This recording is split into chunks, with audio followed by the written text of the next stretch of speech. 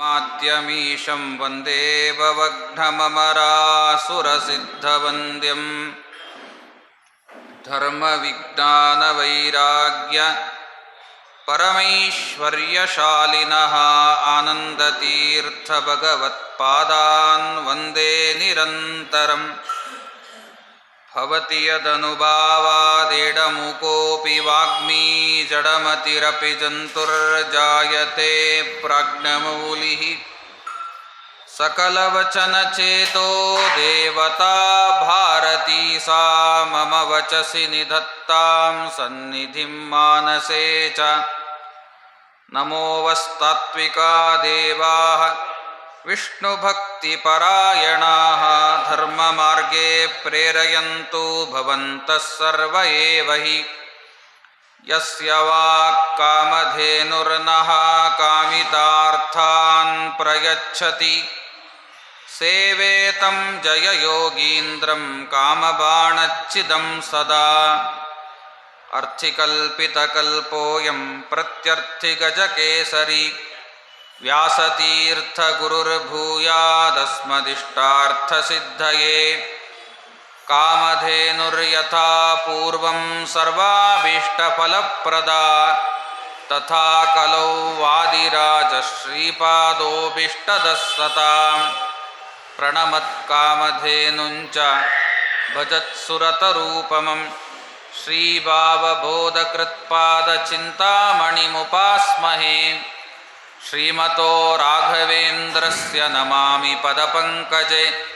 ಕಾಮಿತಾಶೇಷಕಲ್ಯಾಣಕಲನಾಕಲ್ಪಪಾದಪೌ ಆಪಾದಮೌಲಿಪರ್ಯಂತಂ ಗುರುಣಾಮಾಕೃತಿಂ ಸ್ಮರೇತ್. ತೇನ ವಿಘ್ನಾಃ ಪ್ರಣಶ್ಯಂತಿ ಸಿದ್ಧ್ಯಂತಿ ಚ ಮನೋರಥಾಃ. ಸ್ವಸ್ತಿ ಸತಾಂ. ನಾರಾಯಣಂ ನಮಸ್ಕೃತ್ಯ ನರಂ ಚೈವ ನರೋತ್ತಮಂ ದೇವೀಂ ಸರಸ್ವತೀಂ ವ್ಯಾಸಂ ತತೋ ಜಯಮುದೀರಯೇತ್. ಶ್ರೀ ಗುರುಭ್ಯೋ ನಮಃ. ಹರಿ ಓಂ ಹರಿ ಓಂ ಹರಿ ಓಂ. ಸ್ನಾನದ ಬಗ್ಗೆ ಪರಮಾತ್ಮ ತಿಳಿಸ್ತಾ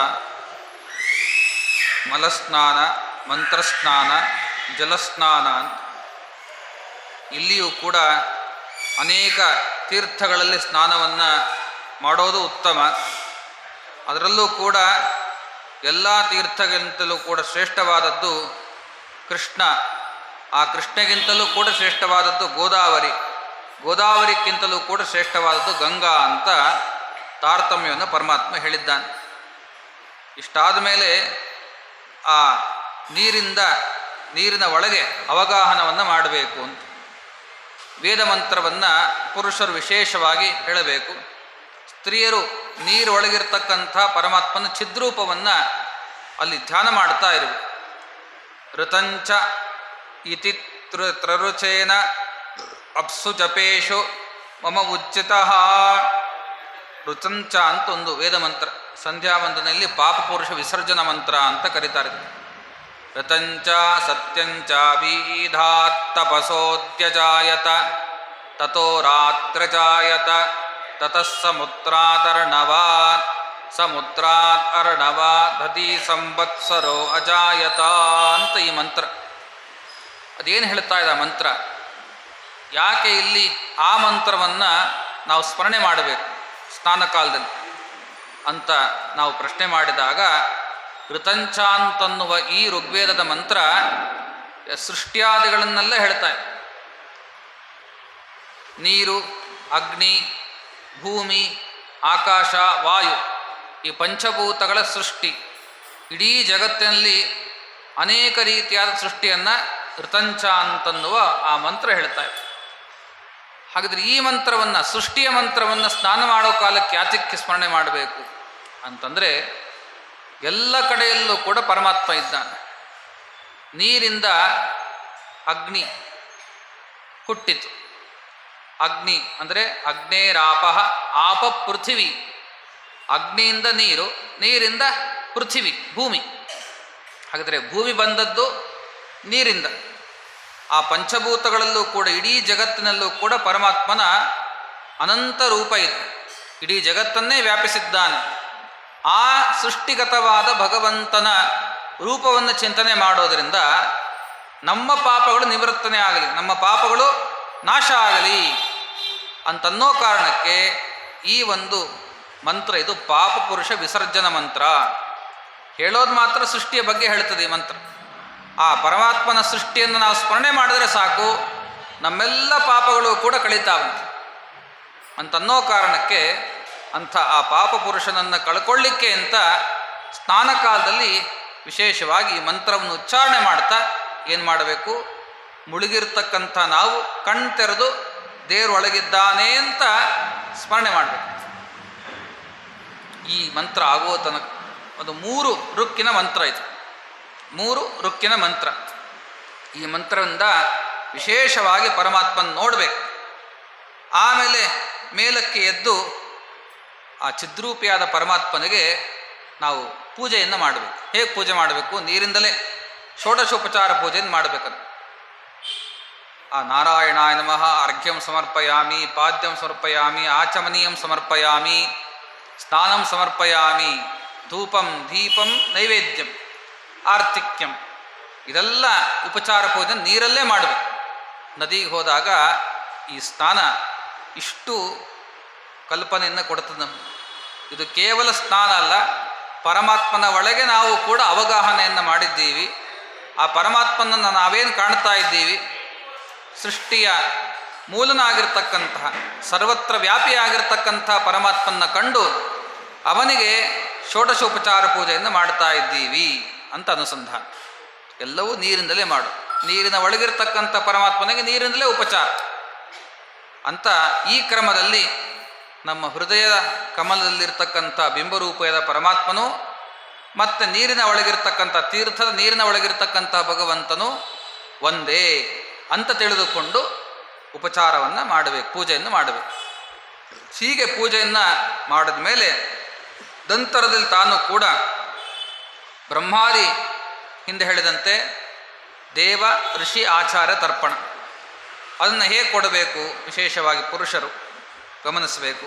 ಬ್ರಹ್ಮಾದಯೋ ಯೇ ದೇವಾ ತಾನ್ ದೇವಾನ್ ತರ್ಪಯಾಮಿ ಅಂತ ಭೂರ್ಭುವಸ್ವ ಅಂತ 3 ವ್ಯಾಹೃತಿಯನ್ನು ಉಚ್ಚಾರಣೆ ಮಾಡ್ತಾ ಭೂರ್ದೇವಾನ್ ತರ್ಪಯಾಮಿ, ಭುವರ್ದೇವಾನ್ ತರ್ಪಯಾಮಿ, ಸ್ವರ್ದೇವಾನ್ ತರ್ಪಯಾಮಿ, ಭೂರ್ಭುವಸ್ವ ದೇವಾಸ್ತರ್ಪಯಾಮಿ ಅಂತ ಈ ವ್ಯಾಹೃತಿಯನ್ನು ಉಚ್ಚಾರಣೆ ಮಾಡಿಕೊಂಡು ಬ್ರಹ್ಮಾದಿ ದೇವತೆಗಳಿಗೆ ತರ್ಪಣ ಮೊದಲಿಗೆ.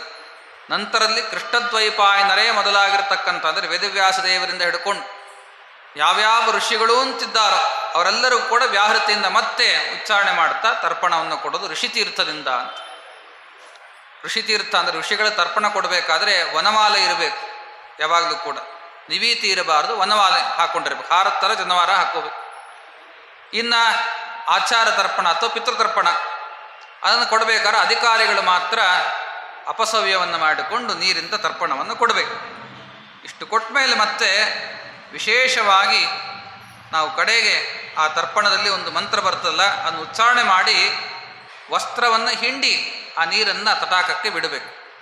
ಯಾಕೆಂದರೆ ನಾವು ತೀರ್ಥದ ಸ್ನಾನ ಮಾಡಿರ್ತಕ್ಕಂತಹ ನೀರು ಆ ಬಟ್ಟೆಯಲ್ಲಿ ಹಿಂಡಿದ್ರೆ ಸಾಕು, ಆ ಪಿತೃಗಳು ಅದನ್ನು ಕುಡಿಲಿಕ್ಕೆ ಅಂತ ಕಾಯ್ತಾ ಇರ್ತಾರೆ. ಏಕೇಚ ಅಸ್ಮತ್ ಕುಲೇ ಜಾತಾ ಅಪುತ್ರ ಗೋತ್ರಿಣ ಮೃತಾ ತೇ ಗೃಹ್ಣಂತು ಮಯಾ ದತ್ತಂ ಸೂತ್ರ ನಿಷ್ಪೀಡನೋದಕಂ ಅಂತ ವರಾಹದೇವಿ ಮಾತನ್ನು ಹೇಳ್ತಾರೆ. ಈ ಮಂತ್ರವನ್ನು ಏನದು, ನನ್ನ ಕುಲದಲ್ಲಿ ಯಾರು ಮಕ್ಕಳಿಲ್ಲದೇನೆ ಹುಟ್ಟಿ ಈಗಾಗಲೇ ಸತ್ತಿದ್ದಾರೆ, ಅಪುತ್ರ ನನ್ನ ಗೋತ್ರದವರು, ನನ್ನ ವಂಶದವರು, ಯಾರಿಗೆ ಮಕ್ಕಳಾಗಿಲ್ಲ, ಶ್ರಾದ್ದಾದಿಗಳು ಅವರಿಗೆ ಮಾಡಿಸ್ಕೊಳ್ಳಿಕ್ಕಾಗದೇನೆ ಪಾಪ ಭಯಂಕರವಾದ ಯಾತನೆಯಲ್ಲಿದ್ದಾರೋ ಅಂಥವರು ಈ ಪುಣ್ಯಕರವಾದ ತೀರ್ಥದ ನೀರನ್ನು ಪಾನ ಮಾಡಲಿ. ಅದು ಹೇಗೆ? ಸೂತ್ರ ನಿಷ್ಪೀಡನ. ಸೂತ್ರ ಅಂದರೆ ಅರ್ಥಾತ್ ಒಂದಂತೂ ಜನವಾರ ಅಂತಲೂ ಅರ್ಥ, ಅಥವಾ ಉತ್ತರೀಯ ವಸ್ತ್ರ ಅಂತಲೂ ಅರ್ಥ. ಆ ವಸ್ತ್ರ ನಿಷ್ಪೀಡನ ಅಂದರೆ ಹಿಂಡೋದು ಅಂತ ಅರ್ಥ. ಹಿಂಡಿದಾಗೆ ಬರ್ತಕ್ಕಂಥ ನೀರನ್ನು ನೀವು ಪಾನ ಮಾಡೋದ್ರಿಂದ ನಿಮಗೂ ಉತ್ತಮ ಗತಿ ಆಗಲಿ ಅಂತನ್ನೋದೇ ಈ ಒಂದು ಮಂತ್ರದ ಸಾರ. ಹಾಗೆ ನಾವು ತೀರ್ಥಕ್ಕೆ ಹೋದಾಗ ಜನವಾರ ಬ್ರಹ್ಮಗಂಟಿಂದಾದರೂ ಕೂಡ ಜನವಾರ ಹಿಂಡಿಕೊಂಡಾದರೂ ಅಥವಾ ಉತ್ತರೀಯವನ್ನು ಹಿಂಡುಕೊಂಡಾದರೂ ಕೂಡ ನೀರನ್ನು ಬಿಡೋದ್ರಿಂದ ಆ ಯಾವ ಮಕ್ಕಳಿಲ್ಲದೆ ಸತ್ತಿರ್ತಾರಲ್ಲ ಆ ಗೋತ್ರಜರು, ಆ ವಂಶಜರು, ಅವರೆಲ್ಲರಿಗೂ ಕೂಡ ತೃಪ್ತಿ ಆಗ್ತದೆ ಅಂತ ವರಾಹದೇವರು ಹೇಳ್ತಾ ಇದ್ದಾರೆ. ಇತಿ ಮಂತ್ರೇಣ ವಸ್ತ್ರಾಂಬೋಹೋ ದದ್ಯಾತ್ ನಿಷ್ಪೀಡ್ಯ ಚಾಂಬುನಿ ಅಂತ, ಈ ಮಂತ್ರದಿಂದ ವಸ್ತ್ರವನ್ನು ಉಪವೀತವನ್ನು ಹಿಂಡಬೇಕು ಅಂತ ಈ ರೀತಿ ಪರಮಾತ್ಮ ಹೇಳಿತು. ಇದಾದ ಮೇಲೆ ಪ್ರತಿ ನಾವು ಕೂಡ ತೀರ್ಥ ಸ್ನಾನ ಮಾಡಬೇಕಾದ್ರೆ, ಅಂದರೆ ನದಿಗಳಲ್ಲಿ ಹೋಗಿ ಸ್ನಾನ ಮಾಡಬೇಕಾದ್ರೆ ಯಕ್ಷ್ಮಾಣ ಅಂತ ಒಬ್ಬ ಇರ್ತಾನೆ. ಯಕ್ಷ್ಮಾಣ ಅವನೇನು ಮಾಡ್ತಾನೆ, ಯಾರ್ಯಾರು ತೀರ್ಥ ಸ್ನಾನ ಮಾಡಲಿಕ್ಕೆ ಅಂತ ಬರ್ತಾರೋ ಅವರೆಲ್ಲರ ಪುಣ್ಯ ನನಗೆ ಬರಲಿ ಅಂತ ಬ್ರಹ್ಮದೇವರನ್ನು ಕುರಿತು ತಪಸ್ಸನ್ನು ಮಾಡಿ ವರ ಪಡೆದಿದ್ದಾನೆ ಯಕ್ಷ್ಮಾಣ ಅಂತ. ಆ ನದಿಗಳ ತಟಾಕದಲ್ಲೇ ಕೂತಿರ್ತಾನು. ಕೂತ್ಕೊಂಡು ಒಂದೇನು ಕೆಲಸ ಅಂದರೆ, ಯಾರ್ಯಾರು ತೀರ್ಥ ಸ್ನಾನಕ್ಕೆ ಅಥವಾ ನದಿಯ ಸ್ನಾನಕ್ಕೆ ಅಂತ ಬರ್ತಾರೋ ಅವರೆಲ್ಲರ ಪುಣ್ಯ ನಾನು ತಗೋಬೇಕು ಅಂತ, ನನಗೆ ಸಿಗಲಿ ಅಂತ ಬ್ರಹ್ಮದೇವರನ್ನು ವರ ಕೇಳಿದ್ದ. ಬ್ರಹ್ಮದೇವರು ತಥಾಸ್ತು ಅಂತ ಅಂದ್ಬಿಟ್ಟಿದ್ದು. ಹಾಗಿದ್ರೆ ನಾವು ಸುಮ್ಮನೆ ಪಾಪ ಎಷ್ಟೆಷ್ಟೋ ಸಾವಿರಾರು ರೂಪಾಯಿ, ಲಕ್ಷಾಂತರ ರೂಪಾಯಿ ಖರ್ಚು ಮಾಡ್ಕೊಂಡು ಹೋಗೋದು ಗಂಗಾ ಯಾತ್ರೆ ಅಂತ. ಅಲ್ಲೋಗಿ ಸ್ನಾನ ಮಾಡಿದ ಕೂಡಲೇ ಅದೆಲ್ಲ ಇವನಿಗೆ ಟ್ರಾನ್ಸ್ಫರ್ ಆಗಿಬಿಟ್ರೆ ನಾವು ಹೋಗಿಯೂ ಕೂಡ ಏನು ಪ್ರಯೋಜನ?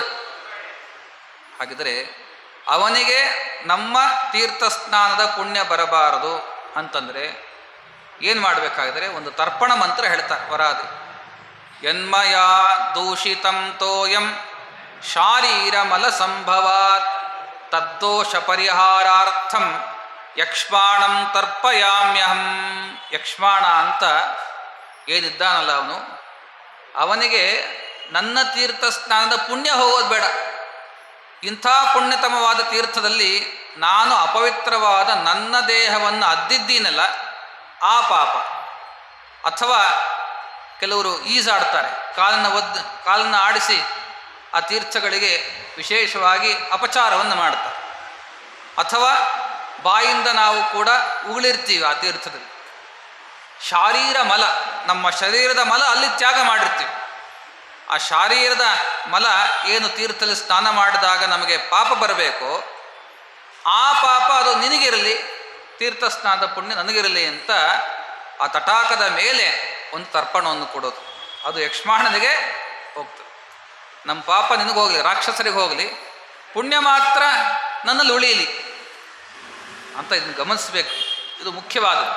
ತೀರ್ಥ ಸ್ನಾನ ಆದಮೇಲೆ ನಾವಲ್ಲಿ ಮುಳುಗಿರ್ತೀವಿ, ಮತ್ತು ಜೊತೆಗೆ ನಮ್ಮ ಮಲ, ದೇಹ ಎಲ್ಲವೂ ಕೂಡ ಮಲ. ಆ ಮಲಾತ್ಮಕವಾಗಿರ್ತಕ್ಕಂಥ ದೇಹವನ್ನು ತೀರ್ಥದಲ್ಲಿ ಅದ್ದಿರ್ತೀವಲ್ಲ, ನಮ್ಮ ಪಾಪ ಬರ್ತದೆ. ನದಿಯಲ್ಲಿ ಮಲವನ್ನು ಬಿಟ್ಟಿರ್ತಕ್ಕಂಥ ಪಾಪ, ಅಥವಾ ಬಾಯಿ ಮುಕ್ಕೊಡಿಸಿ ಉಗಿದಿರ್ತೀವಿ, ಅದ್ಯಾವುದದು? ಸಾಕ್ಷಾತ್ ಪರಮಾತ್ಮನ ಚಿದ್ರೂಪ ಅಂತ ಇಲ್ಲಿ ತನಕ ನಾವು ತಿಳಿದಿದ್ದೀವಿ. ಅಂಥ ದೇವರ ಸನ್ನಿಧಾನಯುಕ್ತವಾಗಿರ್ತಕ್ಕಂಥ ನದಿಗಳಲ್ಲಿ ಈ ಕ್ರಮದಲ್ಲಿ ನಾವು ಅಪಚಾರವನ್ನು ಮಾಡಿರ್ತೀವಿ. ಆದ್ದರಿಂದ ಆ ಪಾಪಗಳ ಪರಿಹಾರಕ್ಕೋಸ್ಕರವಾಗಿ ಯಕ್ಷ್ಮಾಣನಿಗೆ ತರ್ಪಣವನ್ನು ಕೊಡಬೇಕು. ಇದೇ ಶ್ಲೋಕದಿಂದ. ಯನ್ಮಯ, ಯಾವ ನನ್ನಿಂದ ಈ ಒಂದು ತೀರ್ಥದಲ್ಲಿ ದೂಷಿತಂ ಅಥವಾ ಕಲುಷಿತಂ, ಈ ತೀರ್ಥವನ್ನು ನನ್ನ ಮಲವನ್ನು ಇಲ್ಲಿ ಹಾಕೋದ್ರಿಂದ ನಾನು ಈ ತೀರ್ಥವನ್ನು ಕಲುಷಿತಗೊಳಿಸಿದ್ದೀನೋ ಆ ದೋಷ ಪರಿಹಾರಕ್ಕೋಸ್ಕರವಾಗಿ ಯಕ್ಷ್ಮಾಣಂ ತರ್ಪಯಾಮ್ಯಹಂ, ಯಕ್ಷ್ಮಾಣನಿಗೆ ತರ್ಪಣವನ್ನು ಕೊಡ್ತಾ ಇದ್ದೀನಿ ಅಂತ ಈ ಒಂದು ಶ್ಲೋಕವನ್ನು ಹೇಳಿ ತಟಾಕದಲ್ಲಿ ಅಂದರೆ ತೀರದಲ್ಲಿ ಇದನ್ನು ತರ್ಪಣ ಕೊಟ್ಟರೆ ಆ ತೀರ್ಥ ಸ್ನಾನದ ಪೂರ್ಣವಾದ ಪುಣ್ಯ ಬರಲಿಕ್ಕೆ ಸಾಧ್ಯ ಉಂಟು ಅಂತ ವರಾಹದೇವರು ಧರಣಿದೇವಿ ಹೇಳ್ತಾ ಇದ್ದಾರೆ. ಇದಲ್ಲದೇನೆ ಮತ್ತೆ ಮಾಡಿರ್ತಕ್ಕಂಥ ಸ್ನಾನವನ್ನು ಎಲ್ಲವೂ ಭಗವದರ್ಪಣೆಯನ್ನು ಮಾಡಬೇಕು. ನೀರು ನೀನೆ, ಒಳಗೆ ಕೂಡ ನೀನು ನಿಂತ್ಕೊಂಡು ನಾರಾಯಣನಾಗಿ ನನಗೆ ನನ್ನೆಲ್ಲ ಪಾಪಗಳನ್ನು ಕಳೆದು ಪುಣ್ಯವನ್ನು ಕೊಟ್ಟಿದ್ದು. ಸ್ನಾನ ಮಾಡಿಸಿದ್ದು ನೀನೆ, ಸ್ನಾನ ಮಾಡುವಂತ ಪ್ರೇರಣೆ ಮಾಡಿದ್ದು ನೀನೆ.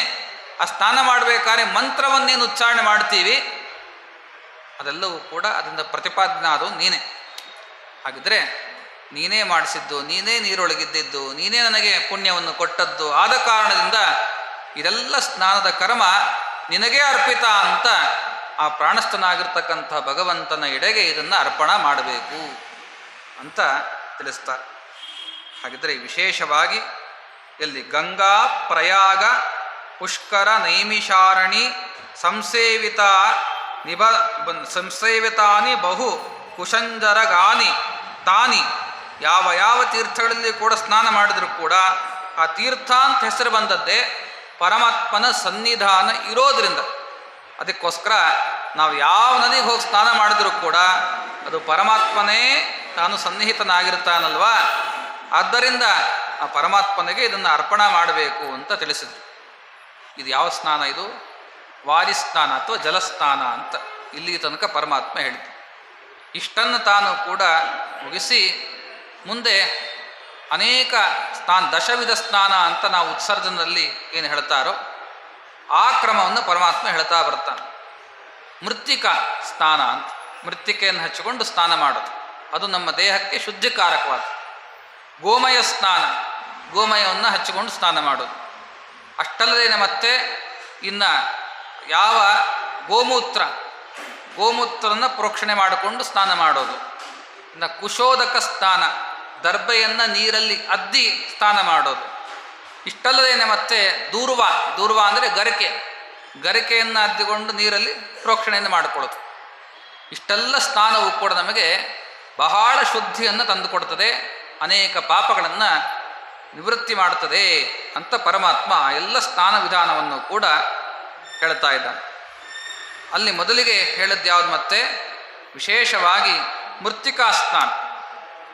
ಆ ಮೃತ್ತಿಕಾ ಸ್ನಾನ ಎಂಥದ್ದು? ಮೃತ್ತಿಕಾ ಮೈ ಮೇಲೆ ಹಚ್ಕೊಂಡು ನಾವು ಯಾಕೆ ಸ್ನಾನ ಮಾಡಬೇಕು ಅಂತಂದರೆ, ವಿಶೇಷವಾಗಿ ತುಳಸಿ ಮೃತ್ತಿಕೆ ಆದರೂ ಕೂಡ ಬಹಳ ಪುಣ್ಯತಮ. ತುಳಸಿ ಮೃತ್ತಿಕೆಯನ್ನು ಹಚ್ಚಿಕೊಂಡು ಮೈ ತುಂಬ ಸ್ನಾನವನ್ನು ಮಾಡಬೇಕು, ವಿಶೇಷವಾಗಿ ಪುರುಷರು. ಆ ತುಳಸಿ ಮೃತ್ತಿಕೆ ಮತ್ತು ಅಥವಾ ಮೃತ್ತಿಕೆ ಅದು ಯಾಕೆ ಪುಣ್ಯತಮವಾಗಿದೆ ಅಂತ ಕೇಳಿದ್ರೆ ಅದಕ್ಕೆ ಒಂದು ಮಂತ್ರ ಇದೆ. ಉಧೃತಾ ಶಿವರಾಹೇಣ ಕೃಷ್ಟೇನ ಶತಬಾಹುನಾ ಮೃತ್ತಿಕೆ ಹನಮೇ ಪಾಪಂ ಯನ್ಮಯಾ ದುಷ್ಕೃತಂ ಕೃತಂ ಮೃತ್ತಿಕೆ ಬ್ರಹ್ಮದತ್ತಾಸಿ ಕಾಶ್ಯಪೇನಾಭಿಮಂತ್ರಿತ ತ್ವಯಾ ಹತೇನ ಪಾಪೇನ ಗಚ್ಛಾಮಿ ಪರಮಾಂ ಗತಿಂ. ಇದರ ಅರ್ಥ ಏನು? ಮೃತ್ತಿಕೆ ಅದು ವರಾಹರೂಪಿಯಾದ ಪರಮಾತ್ಮನಿಂದ ಮೇಲಕ್ಕೆ ಎತ್ತಲ್ಪಟ್ಟದ್ದು. ಅಂದರೆ ಯಾವಾಗ ಭೂಮಿ ಬಂತು ಆ ಮಣ್ಣು, ಮೃತ್ತಿಕಾ ಅಂದರೆ ಮಣ್ಣು, ಆ ಮಣ್ಣಲ್ಲಿ ಏನು ಅಂಥ ಶುದ್ಧಿಕಾರಕವಾದ ಪದಾರ್ಥ ಅಂತಿದೆ ಅಂತಂದರೆ ಸುಮ್ಮನೆ ಅಲ್ಲ. ವರಾಹದೇವರು ಅದನ್ನು ರಸಾತಳಲ್ಲಿರ್ತಕ್ಕಂಥ ಭೂಮಿಯನ್ನು ಎತ್ತುವಾಗ ಆ ಮೃತ್ತಿಕೆಯನ್ನು ಪರಮಾತ್ಮ ಎತ್ತುಕೊಂಡು ಇಲ್ಲಿ ಭೂಮಿಯಲ್ಲಿ ಹಾಕಿ, ವರಾಹದೇವರ ಸ್ಪರ್ಶ ಮಾತ್ರದಿಂದ ಅದು ಬಹಳ ಪವಿತ್ರವಾದ ವಸ್ತು ಅಂತ ಆಗ್ಬಿಡ್ತು. ಯಾವುದು? ಮೃತ್ತಿಕ. ಅಂಥ ಮೃತ್ತಿಕೆಯನ್ನು ಬ್ರಹ್ಮದೇವರು ತಾವು ಕೂಡ ಕಶ್ಯಪರಿಗೆ ಕೊಟ್ಟರಂತೆ. ಆ ವರಾಹದೇವರು ತಾವು ಹೊತ್ತಿರ್ತಕ್ಕಂಥ ಮೃತ್ತಿಕೆ ಇದು ಅಂಥೇಳಿ ಪರಮಾತ್ಮ ವಿಶೇಷವಾಗಿ ಬ್ರಹ್ಮದೇವರು ಕೊಟ್ಟರೆ, ಬ್ರಹ್ಮದೇವರು ಅದನ್ನು ಯಾರಿಗೆ ಕೊಟ್ಟಿದ್ದಾರೆ? ಕಶ್ಯಪರು. ಆ ಕಶ್ಯಪರು ಅದನ್ನು ಅನೇಕ ವೇದ ಮಂತ್ರಗಳಿಂದ ಅಭಿಮಂತ್ರಿಸಿದ್ದಾರೆ. ಅಂಥ ಮೃತ್ತಿಕೆ ನಮಗೆ ಸಿಗ್ತಕ್ಕಂಥ ಈ ಭೂಲೋಕದ ಮಣ್ಣು. ಅದರಿಂದ ಮಣ್ಣು ಅಂದರೆ ಬಹಳ ನೀವು ಕೂಡ ನಿಕೃಷ್ಟವಾಗಿ ಕಾಣಬಾರದು. ಮೃತ್ತಿಕಾ ಶೌಚ ಅಂತ ಮಾಡ್ಕೊಳ್ತೀವಿ, ನಮಗೆ ಶುದ್ಧಿಕಾರಕ. ಮೃತ್ತಿಕಾ ಶೌಚ ಸುಮ್ಮನೆ ಮಣ್ಣು ಹಚ್ಕೊಂಡ್ರೆ ನಮಗೇನು ಶುದ್ಧಿ ಆಗತ್ತೆ ಅಂದರೆ ಹೇಗೆ ಶುದ್ಧಿ ಆಗುತ್ತೆ? ಆ ಮೃತ್ತಿಕೆ ಅಂತನ್ನೋದು ಅದು ಸಾಕ್ಷಾತ್ ಪರಮಾತ್ಮ ತಾನು ಕೂಡ ಅದನ್ನು ಹೊತ್ತುಕೊಂಡು ಬಂದದ್ದು ವರಾಹ ರೂಪದಿಂದ. ಅದರಿಂದ ಬ್ರಹ್ಮದೇವರು ಕೊಡಲ್ಪಟ್ಟಿರ್ತಕ್ಕಂಥದ್ದು, ಕಶ್ಯಪರು ಅಭಿಮಂತ್ರಣವನ್ನು ಮಾಡಿರ್ತಕ್ಕಂಥ ಮೃತ್ತಿಕೆ. ಅಂತಹ ಮೃತ್ತಿಕೆ ಅದು ವಿಶೇಷವಾಗಿ ಮೃತ್ತಿಕೆ ಹನಮೇ ಪಾಪಂ, ನನ್ನ ಪಾಪಗಳನ್ನು ಕಳೀತಕ್ಕಂಥಳಾಗುವಂಥ ಆ ಮೃತ್ತಿಕಾವನ್ನು ಪ್ರಾರ್ಥನೆಯನ್ನು ಮಾಡಿಕೊಂಡು ನಾವು ಮೈನಲ್ಲಿ ಹಚ್ಚಿಕೊಂಡು ಅದನ್ನು ಸ್ನಾನ ಮಾಡು. ಬಳಿತ್ತ ಪರ್ವತಾನ ಅಂತನ್ನುವ ವೇದ ಮಂತ್ರ ಅದಕ್ಕೆ ಉಚ್ಚಾರಣೆ ಮಾಡಬೇಕು ಅಂತ ವಿಶೇಷವಾಗಿ ತಿಳಿಸಿದ್ದಾರೆ. ಮತ್ತು ಅಂತ ಶೋನಾ ಪೃಥಿವಿ ಇತಿ ಮಂತ್ರೇಣ ತಥೋ ಗಚ್ಚೇತ್ ತಟಕಂ. ಶೋನಾ ಪೃಥಿವಿ ಅಂತಂದು ಒಂದು ವೇದ ಮಂತ್ರ. ಶೋನಾ ಪೃಥಿವಿ ಭವಾನೃಕ್ಷರ ನಿವೇಶಾನಿ ಯಚ್ಛಾ ನಶರ್ಮ ಸಪ್ರಥಾಹ ಅಂತನ್ನೋ ಒಂದು ವೇದ ಮಂತ್ರ. ಆ ವೇದ ಮಂತ್ರದಿಂದ ಮೃತ್ತಿಕೆಯನ್ನು ಕೈನಲ್ಲಿ ತೆಗೆದುಕೊಂಡು ಅದನ್ನು ವಿಶೇಷವಾಗಿ ನಾವು ಭಕ್ತಿಯಿಂದ ಅದರೊಳಗೆ ಪರಮಾತ್ಮನ ವರಾಹ ರೂಪದ ಸನ್ನಿಧಾನ ಇದೆ ಅಂತ ತಿಳಿದುಕೊಂಡು ನಾವು ಹಚ್ಚಿಕೊಂಡು ಆ ಸ್ನಾನವನ್ನು ಮಾಡಬೇಕು. ಇದು ಮೃತ್ತಿಕಾ ಸ್ನಾನ ಅಂತ ಪರಮಾತ್ಮ ಅಂತ ಇದ್ದಾನೆ. ಇದ್ರ ಮೇಲೆ ಮತ್ತೆ ವಿಶೇಷವಾಗಿ ಆ ಮೃತ್ತಿಕೆಯನ್ನು ಹಚ್ಕೋಬೇಕಾದ್ರೆ ಆ ಮೃತ್ತಿಕೆಯನ್ನು ಗಾಯತ್ರಿ ಮಂತ್ರದಿಂದ ಅಭಿಮಂತ್ರಣ ಮಾಡಿ ಹಚ್ಕೋಬೇಕು ಅಂತ ಕೂಡ ಪರಮಾತ್ಮ ಹೇಳಿದ್ದಾನೆ. ಗಾಯತ್ರ್ಯಾಚಾವಿ ಮಂತ್ರ್ಯಾಥ ಮಂತ್ರೇನ ಅಥ ವಧೂರ್ಯಾತ್ ಅಂತ ಈ ರೀತಿಯಾಗಿ ಆ ಗಾಯತ್ರಿ ಮಂತ್ರದ ಅಭಿಮಂತ್ರಣವನ್ನು ಮಾಡಿ ಅದನ್ನು ಹಚ್ಚಿಕೊಂಡು ವಿಶೇಷವಾಗಿ ಸ್ನಾನವನ್ನು ಮಾಡೋದ್ರಿಂದ ನಮ್ಮ ಅನೇಕ ಪಾಪಗಳು ಕೂಡ ಕಳೀತಾ ಇದ್ದಾವೆ ಅಂತ. ಇದರ ಮೇಲೆ ಕುಶೋದಕ ಸ್ನಾನ. ಕುಶ ಅಂದರೆ ದರ್ಭೆ. ದರ್ಭೆಯನ್ನು ಅದ್ದಿ ಪ್ರೋಕ್ಷಣವನ್ನು ಮಾಡಿಕೊಡ್ತಾರೆ. ಆ ದರ್ಭೆಯನ್ನು ಅದ್ದಿ ಪ್ರೋಕ್ಷಣೆ ಮಾಡಿಕೊಂಡ್ರೆ ಏನು ಪುಣ್ಯ ಅಂದರೆ, ಆ ದರ್ಭೆ ಅನ್ನೋದು ಪರಮಾತ್ಮನ ಚಿದ್ರೂಪ ಉಳ್ತಕ್ಕಂಥ ವಸ್ತು. ದರ್ಭೆಗೆ ಪವಿತ್ರ ಅಂತಲೇ ಹೆಸರು. ಆ ಪವಿತ್ರ ಯಾವಾಗ ಬಂತದು ಮತ್ತೆ? ಅದು ವರಾಹ ರೂಪಿಯಾದ ಪರಮಾತ್ಮನ ಆ ಮೈ ಮೇಲಿರ್ತಕ್ಕಂಥ ಕೂದಲೇ ಅದು. ಯಾವಾಗ ಭೂಮಿಯನ್ನು ರಸಾತಳದಿಂದ ಮೇಲಕ್ಕೆ ಪರಮಾತ್ಮ ಎತ್ತದ್ನೋ ಮೈ ತುಂಬ ಕೆಸರಾಗಿತ್ತಂತಂದು. ಆಗ ಮೇಲಕ್ಕೆ ಎದ್ದು ಕೂಡಲೇ ಪರಮಾತ್ಮ, ವರಾಹ ರೂಪದ ಪರಮಾತ್ಮ ಮೈಯನ್ನು ಸ್ವಲ್ಪ ಕೊಡುವುದಂತೆ. ಕೊಡುವುದಾಗ ತನ್ನ ಮೈ ಮೇಲಿರ್ತಕ್ಕಂಥ ಕೂದಲೆಲ್ಲ ಕೆಳಗೆ ಬಿದ್ದರೆ ಅದೇ ದರ್ಬೆ, ಅದೇ ಪವಿತ್ರ ಅಂತಾಯ್ತು. ವರಾಹ ಪುರಾಣದಲ್ಲಿ ಸ್ಪಷ್ಟವಾಗಿ ಹೇಳಿದ್ದಾರೆ. ಆದ್ದರಿಂದ ಅದು ಸುಮ್ಮನೆ ಪವಿತ್ರ ಅಂತ ಆಗಲಿಲ್ಲ, ಅದು ಯಾರು ಅದನ್ನು ಮುಟ್ತಾರೋ ಸಾಕು, ಮುಟ್ಟಿದ್ರೆ ಅವರೇ ಪವಿತ್ರ ಅಂತ ಆಗ್ಬಿಡ್ತಾರೆ. ದರ್ಬೆಯನ್ನು ಯಾರ ಕೈಯಲ್ಲಿ ಮುಟ್ತಾರೋ ಅದು ಅವರು ಪವಿತ್ರ ಅಂತ. ಯಾರ ಮನೆಯಲ್ಲಿ ದರ್ಬೆ ಇರುತ್ತೋ ಅವ್ರ ಮನೆ ಪವಿತ್ರ ಅಂತ ಹೀಗೆಲ್ಲ ಹೇಳ್ತಾರೆ. ಯಾಕೆಂದರೆ ಬ್ರಹ್ಮ ಮತ್ತು ಪರಮಾತ್ಮ ಮತ್ತು ರುದ್ರದೇವ್ ಈ ಮೂವರ ಸನ್ನಿಧಾನಯುಕ್ತವಾಗಿರ್ತಕ್ಕಂಥದ್ದು ಯಾವುದು? ಕುಶ, ಪವಿತ್ರ.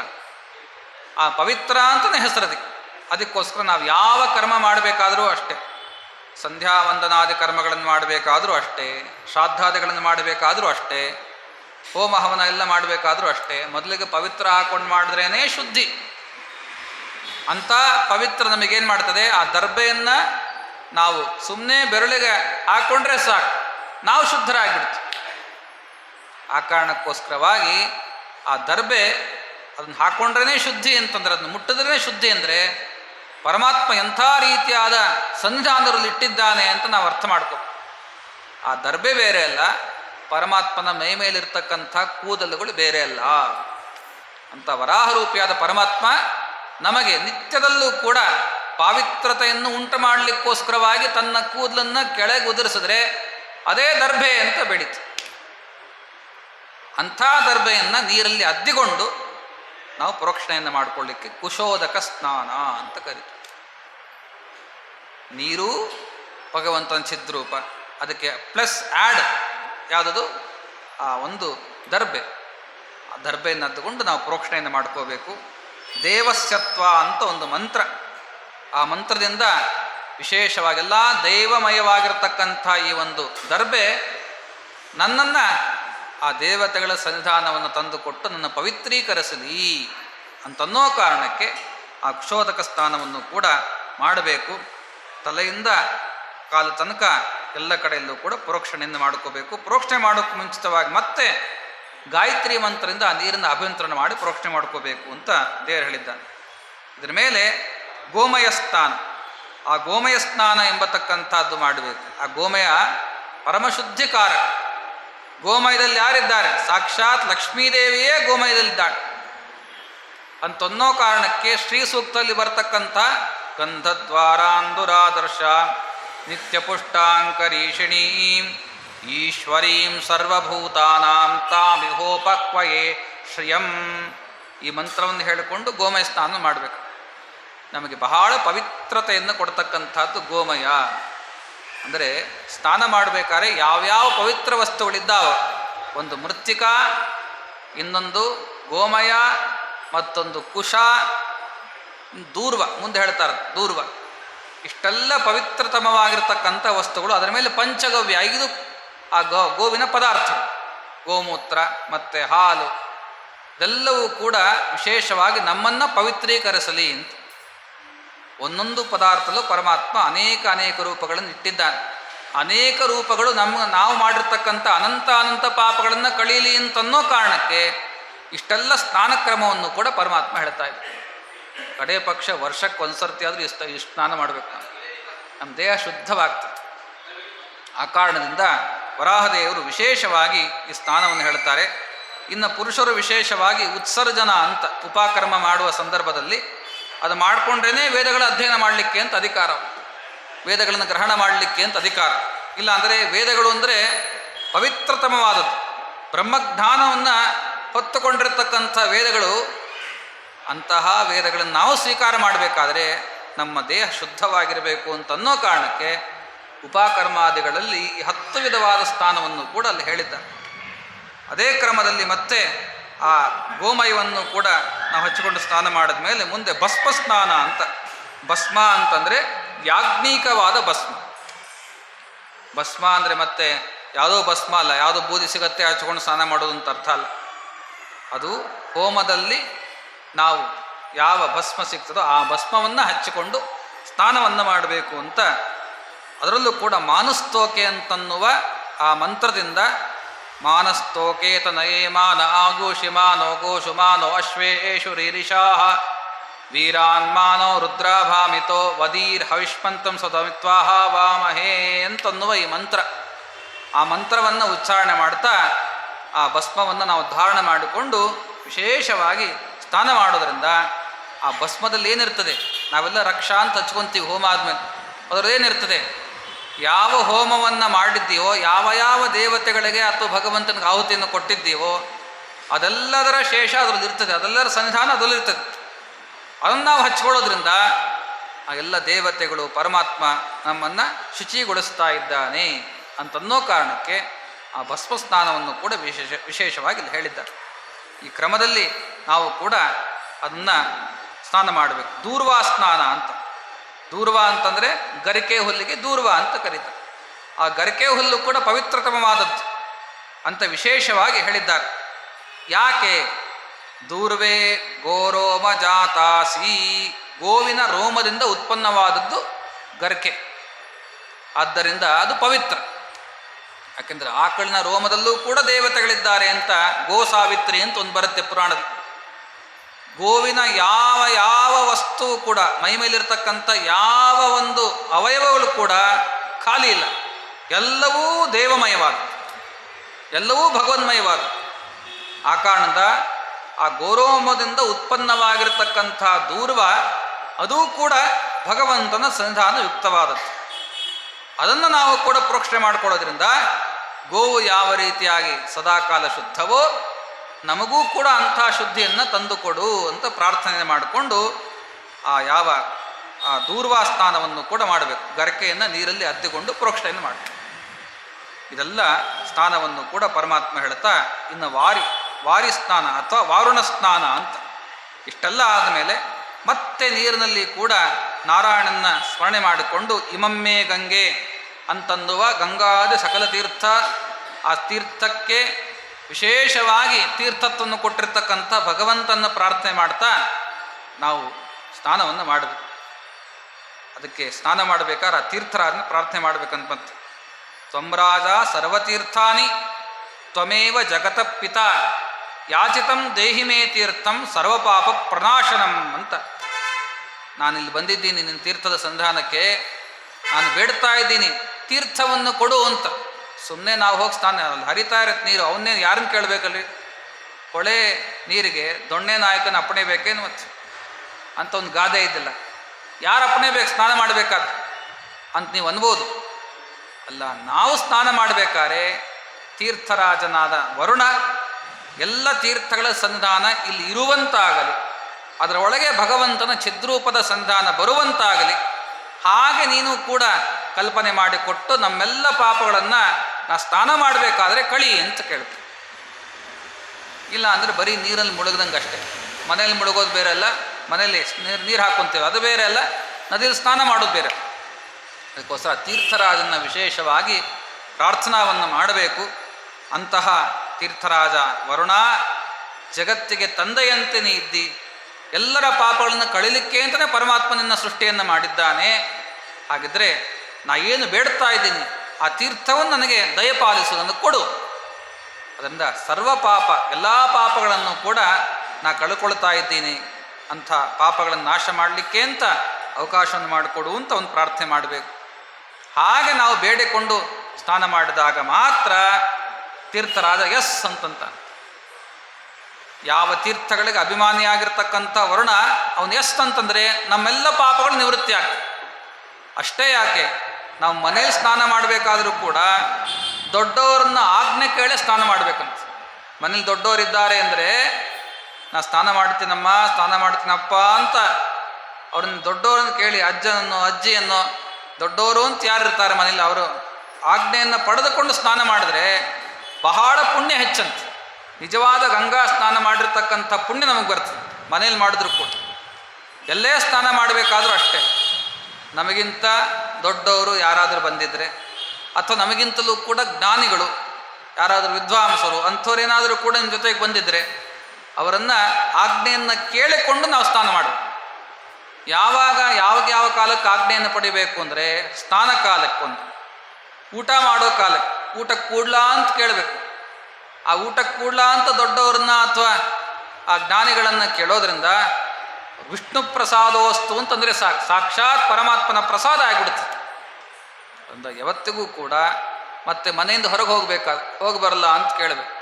ಸುಮ್ಮನೆ ಮೂಕರಂತೆ ಹೋಗೋದು ಬರೋದಲ್ಲ. ಮತ್ತು ಇವಾಗಲೂ ಕೂಡ ಹಿರಿಯರ ಅವಶ್ಯಕತೆ ಏನು ಅಂತಂದರೆ ಅವರು ಆಯಿತು ಅಂತಂದರೆ ಸಾಕು, ನಮ್ಗೆ ಬಹಳ ಪುಣ್ಯ, ಅದರಿಂದ ತುಂಬ ಉತ್ತಮವಾದ ಶ್ರೇಯಸ್ಸು ನಾವು ಪಡೀತಾ ಇದ್ದೀವಿ. ಆ ಕಾರಣಕ್ಕೋಸ್ಕರ ಆದರೂ ಕೂಡ ಹಿರಿಯರನ್ನ ಮನೇಲಿ ಇಟ್ಕೋಬೇಕು. ಎಲ್ಲ ವೃದ್ಧಾಶ್ರಮಕ್ಕೆ ಹಾಕೋದಲ್ಲ. ನಾವು ಪುಣ್ಯ ಬೇಕು ಅಂತ ನಿಮಗೆ ಇಚ್ಛೆ ಇದ್ದರೆ, ದುಃಖಗಳ ನಿವೃತ್ತಿ ಆಗಬೇಕು ಅಂತ ಇಚ್ಛೆ ಇದ್ದರೆ ಆ ಹಿರಿಯರು ಮನೆಯಲ್ಲಿದ್ದು ಅವರು ಏನು ಮಾಡೋದು ಬೇಡ, ನೀವು ಸ್ನಾನ ಮಾಡು ಅಂತಂದರೆ ಸಾಕು, ನೀವು ಊಟ ಮಾಡು ಅಂತಂದರೆ ಸಾಕು, ಬಹಳ ಪುಣ್ಯ ನಮಗೆ ಹೆಚ್ಚು. ಇಂಥ ರೀತಿಯಾದ ಮಾತುಗಳನ್ನು ನಾವು ಮಹಾಭಾರತದಲ್ಲೂ ಹಾಗೂ ಅನೇಕ ಪುರಾಣಗಳಲ್ಲೂ ಕೂಡ ಕೇಳ್ತೀವಿ. ಇಲ್ಲೂ ಪರಮಾತ್ಮ ಅಂದಿದ್ದಾನೆ. ಇಷ್ಟೆಲ್ಲ ಸ್ನಾನವನ್ನು ಹೇಳಿ ಪರಮಾತ್ಮ ಈ ಸ್ನಾನದ ಪುಣ್ಯ ನಿಮಗೆ ಪೂರ್ಣವಾಗಿ ಸಿಗಬೇಕು ಅಂತಂದರೆ ಜ್ಞಾನಿಗಳ ಅಥವಾ ಹಿರಿಯರ ಆಜ್ಞೆಯನ್ನು ಪಡೆದುಕೊಂಡು ಮಾಡ್ರಿ ಅಂತ. ಸ್ನಾತುಂ ಅನುಜ್ಞಾಂ ದೀಯತಾಂ, ಸ್ನಾನ ಮಾಡಲಿಕ್ಕೆ ಆಜ್ಞೆಯನ್ನು ಕೊಡ್ರಿ ಅಂತ ಕೇಳಬೇಕು. ಅವರು ಓಂ ಅಂತ ಆದರೂ ಅನ್ನಬೇಕು. ಗಂಗಾ ಸ್ನಾನ ಫಲಮಸ್ತು ಅಂತ ಅವ್ರ ಬಾಯಿಂದ ಅಂದರೆ ಸಾಕು, ನಾವು ಮಾಡೋದು ಸೆಕೆಂಡರಿ. ಅವ್ರು ಅಂದದ್ದಕ್ಕೆ ದೇವರು ನಿಜವಾಗ್ಲೂ ನಮ್ಮ ಗಂಗಾ ಸ್ನಾನ ಮಾಡಿರ್ತಕ್ಕಂಥ ಪುಣ್ಯವನ್ನು ಕೊಡ್ತಾನೆ, ಇದರಲ್ಲಿ ಸಂಶಯ ಬೇಕಾಗಿಲ್ಲ. ಹಾಗಿದ್ರೆ ಇಂಥ ಇಮಮ್ಮೆ ಅಂತನ್ನುವ ಮಂತ್ರದಿಂದ ಸ್ನಾನ ಮಾಡಬೇಕಾದ್ರೆ, ವಾರುಣ ಸ್ನಾನ ಮಾಡಬೇಕಾದ್ರೆ ಹಿರಿಯರ ಆಜ್ಞೆಯನ್ನು ಪಡೆದುಕೊಂಡು ಅಥವಾ ಜ್ಞಾನಿಗಳ ಆಜ್ಞೆಯನ್ನು ಪಡೆದುಕೊಂಡು ಸ್ನಾನ ಮಾಡಬೇಕು. ತೀರ್ಥರಾಜನ ಪ್ರಾರ್ಥನೆ ಮಾಡಿಕೊಂಡು ಇಮಮ್ಮೆ ಗಂಗೆ ಯಮುನೆ ಸರಸ್ವತಿಷ್ವತದೃಸ್ತೋಮಂ ಸಚತಾಪರುಷ್ಣಿಯ ಅಶಿಜ್ಞಾಮ ರುದ್ರತೆ ವಿತಸ್ತಯಾಚೀಕೀಯೇ ಶೃಣುಹ್ಯ ಸುಷೋಮಾಯ ಅಂತನ್ನುವ ವೇದ ಮಂತ್ರ. ಎಲ್ಲ ತೀರ್ಥಗಳನ್ನು ಸ್ತೋತ್ರ ಮಾಡತಕ್ಕಂಥ ಮಂತ್ರ. ಅಲ್ಲಿ ಸ್ನಾನವನ್ನು ಮಾಡಬೇಕಾದ್ರೆ ಹೀಗೆ ನಾವು ಕೂಡ ಎಲ್ಲ ತೀರ್ಥಗಳನ್ನು ಕೂಡ ಅಲ್ಲಿ ಈ ನೀರಲ್ಲಿದೆ ಅಂತ ಅನುಸಂಧಾನ ಮಾಡ್ಕೊಂಡು ಮಾಡು. ಮನೆಯಲ್ಲಿ ಮಾಡಬೇಕಾದ್ರೂ ಅಷ್ಟೇ, ಎಲ್ಲ ತೀರ್ಥಗಳು ಇಲ್ಲೇ ಇದೆ, ಗಂಗಾ ಸಕಲ ತೀರ್ಥಗಳು ಕೂಡ ಇಲ್ಲಿದೆ ಅಂತ ಅನುಸಂಧಾನ ಮಾಡಿಕೊಂಡೇ ನಾವು ಸ್ನಾನ ಮಾಡು. ಅದರಲ್ಲೂ ಕೂಡ ನಿತ್ಯ ಹೇಳಬೇಕಾದ ಆ ಶ್ಲೋಕ ನಂದಿನಿ ನಲಿನಿ ಮೈತ್ರ ಮತ್ತು ಮಾಲತೀಚ ಮಲಾಪಹ ವಿಷ್ಣುಪಾದಾಬ್ಜ ಸಂಭೂತ ಗಂಗಾ ತ್ರಿಪಥಗಾಮಿನಿ ಅಂತ. ಆ ಗಂಗೆ ಎಲ್ಲಿಂದ? ಗಂಗೋತ್ರಿಯಿಂದ, ಅಂದರೆ ಉತ್ಪತ್ತಿ ಸ್ಥಾನದಿಂದ ಹರಿದ್ವಾರಕ್ಕೆ ಬರೋ ತನಕ ಅನೇಕ ರೀತಿಯಾಗಿರ್ತಕ್ಕಂತಹ ಸಂಗಮ ಆಗ್ತದೆ. ಭಾಗೀರಥಿ, ಭೋಗವತಿ, ಜಾಹ್ನವಿ, ಇದೆಲ್ಲ ಗಂಗೆಗೆ ಅನೇಕ ಹೆಸರಿತ್ತು. ತ್ರಿದಶೇಶ್ವರಿ ಅಂತ ಇಷ್ಟೆಲ್ಲ ಸಂಗಮ ಆದಮೇಲೆ ಕಡೆಗೆ ಹರಿದ್ವಾರದಲ್ಲಿ ಬಂದರೆ ಅವಳಿಗೆ ಗಂಗಾ ಅಂತ ಹೆಸರು ಬರ್ತದೆ. ಬದರಿಲಿ ಗಂಗನೇ ಹರಿಯೋದಿಲ್ಲ ಅಂತಿಲ್ಲ, ಆದರೆ ಅದಕ್ಕೆ ಹೆಸರೇನಲ್ಲಿ ಅಲಕನಂದ ಅಂತ, ಗಂಗಾ ಅಂತ ಕರೆಯೋದಿಲ್ಲ. ಅಥವಾ ಋಷಿಕೇಶಲ್ಲಿ ಬಂದರೂ ಅಷ್ಟೇ. ಮತ್ತು ಕರ್ಣಪ್ರಯಾಗ ಮತ್ತು ದೇವಪ್ರಯಾಗ ಇದೆಲ್ಲದೂ ಕೂಡ ಅನೇಕ ಭಾಗೀರಥಿಯ ಸಂಗಮ ಆಗ್ತದೆ. ಮತ್ತು ಭೋಗವತಿ, ಜಾಹ್ನವಿ ಎಲ್ಲ ಸಂಗಮ ಮಾಡಿಕೊಂಡು ಕಡೆಗೆ ತಾನು ಕೂಡ ಹರಿದ್ವಾರಕ್ಕೆ ಬಂದರೆ ಅಲ್ಲವಳು ಗಂಗಾ ಅಂತ, ಪೂರ್ಣವಾದ ಗಂಗಾ ಅಂತ ಹೆಸರು ಬರ್ತದೆ. ಅದಕ್ಕೋಸ್ಕರ ಆ ಗಂಗಾ ಅಂತ ಅನ್ಸ್ಕೋಬೇಕಾದ್ರೆ ಯಾವ್ಯಾವ ತೀರ್ಥಗಳ ಸಂಗಮ ಆಗ್ತದೋ ಅದೆಲ್ಲರ ಸ್ಮರಣೆ ನಾವು ಮಾಡಬೇಕು. ಜೊತೆಗೆ ಭಾಗೀರಥಿ, ಭೋಗವತಿ, ಜಾಹ್ನವಿ, ತ್ರಿದಶೇಶ್ವರಿ ದ್ವಾದಶೈತಾನಿ ನಾಮಾನಿ ಸ್ನಾನಕಾಲೇ ಪಠೇತ್ತುಯ. ಈ 12 ಹೆಸರು ಗಂಗಾ ನಿತ್ಯ ಯಾರು ಸ್ಮರಣೆ ಮಾಡ್ತಾ ಇದ್ದಾರಲ್ಲ ಅಂಥವರಿಗೆ ಸಕಲ ಪಾಪಗಳ ನಿವೃತ್ತಿ ಆಗ್ತದೆ. ನಿಜವಾದ ಗಂಗಾ ಸ್ನಾನ ಮಾಡಿದ್ರೆ ಏನು ಪುಣ್ಯ ಬರಬೇಕು? ಈ 12 ಹೆಸರನ್ನು ಸಂಕೀರ್ತನೆ ಮಾಡಿಕೊಂಡು ನಾವು ಸ್ನಾನ ಮಾಡೋದರಿಂದ ನಮಗೆ ವಿಶೇಷವಾಗಿ ಪಾಪಗಳ ಕ್ಷಯವಾಗ್ತದೆ ಅಂತ ಆ ಶ್ಲೋಕವೇ ನಮಗೆ ಹೇಳ್ತಾರೆ. ಒಂದು ಕಡೆ ಪಕ್ಷ ಇದು 12 ಹೆಸರು ನಂಗೆ ಬರ್ತಾ ಇಲ್ಲ ಅಂದರೆ ಗಂಗಾ ಗಂಗಾ ಅಂತಾದರೂ ಅಂಟ ಅದೇನಂತ ನಿಮ್ಮ ಮನೆಗೆ ಗಂಗಾ ಬಂದ್ಬಿಡ್ತಾಳೆ, ಒಂದು ನಮ್ಮೆಲ್ಲ ಪಾಪಗಳನ್ನು ಕಳೀತಾಳೆ ಅಂತ ವಿಶೇಷವಾಗಿ ಸ್ಮರಣೆಯನ್ನು ಮಾಡಬೇಕು ಅಂತ ಇದು ವಾರುಣ ಸ್ನಾನದ ಬಗ್ಗೆ ತಿಳಿಸಿಕೊಟ್ಟು, ಇನ್ನು ಪರಮಾತ್ಮ ವಿಶೇಷವಾಗಿ ಸ್ನಾನ ಮುಗಿದ ಮೇಲೆ ವಸ್ತ್ರ ಎಲ್ಲ ಹಿಂಡಿಕೊಂಡು ಚೆನ್ನಾಗನ್ನು ಜಾಡಿಸಿ ಮೈಯೆಲ್ಲ ಒರೆಸಿಕೊಂಡು ನಂತರದಲ್ಲಿ ಆ ಶಾಲಿಗ್ರಾಮದ ಆ ತೀರ್ಥವನ್ನು ಸ್ವೀಕಾರ ಮಾಡಬೇಕು, ನಿರ್ಮಾಲ್ಯ ತೀರ್ಥ. ಅದಕ್ಕೆ ಮುಂಚಿತವಾಗಿ ನೀರಿಂದ ಮತ್ತೆ ದ್ವಾದಶನಾಮವನ್ನು ಹಚ್ಚಿಕೊಂಡು ಆಚಮನ ಮಾಡಿ ದ್ವಾದಶನಾಮವನ್ನು ಹಚ್ಚಿಕೊಂಡು ನಿರ್ಮಾಲ್ಯ ತೀರ್ಥವನ್ನು ಸ್ವೀಕಾರ ಮಾಡಿ. ಯಾಕೆಂದರೆ ಎಲ್ಲಕ್ಕಿಂತ ದೊಡ್ಡ ಸ್ನಾನ ಅಂದರೆ ಪರಮಾತ್ಮನ ಪಾದೋದಕದ ಸ್ನಾನ. ಆ ಪಾದೋದಕ ಎಲ್ಲಿ ಸಿಗತ್ತೆ ನಮಗೆ? ಸ್ವಯಂ ವ್ಯಕ್ತನಾಗಿರ್ತಕ್ಕಂಥವನು ಪರಮಾತ್ಮ ಎಲ್ಲಿ? ಶಾಲಿಗ್ರಾಮಾದಿಗಳು. ಆದ್ದರಿಂದ ಆ ಶಾಲಿಗ್ರಾಮ ತೋಯವನ್ನು ಅಭಿಷಿಕ್ತವಾಗಿರತಕ್ಕಂಥ ಆ ನೀರನ್ನು ನಾವು ತಲೆ ಮೇಲೆ ಧಾರಣೆ ಮಾಡಿದ್ರೆ ಎಲ್ಲಕ್ಕಿಂತಲೂ ಕೂಡ ಬಹಳ ಹೆಚ್ಚು ಪುಣ್ಯ, ಬಹಳ ಹೆಚ್ಚು ಪುಣ್ಯ. ಅದಕ್ಕೆ ಹೇಳ್ತಾರೆ ಮತ್ತೆ ಈ ಗಂಗಾದ ಸಕಲ ತೀರ್ಥದಲ್ಲಿ ಸ್ನಾನ ಮಾಡಬೇಕಾದ್ರೆ ಅದು ಗೋದಾವರಿ ನದಿಯಲ್ಲಿ ಸ್ನಾನ ಮಾಡಿದ್ರೆ 6 ತಿಂಗಳು ನಮಗೆ ಅದರ ಪುಣ್ಯ ಇರ್ತದೆ. ಗಂಗೆ ಸ್ನಾನ ಮಾಡಿದ್ರೆ 1 ವರ್ಷ ಪುಣ್ಯ ಇರ್ತದೆ ಅದರದ್ದು.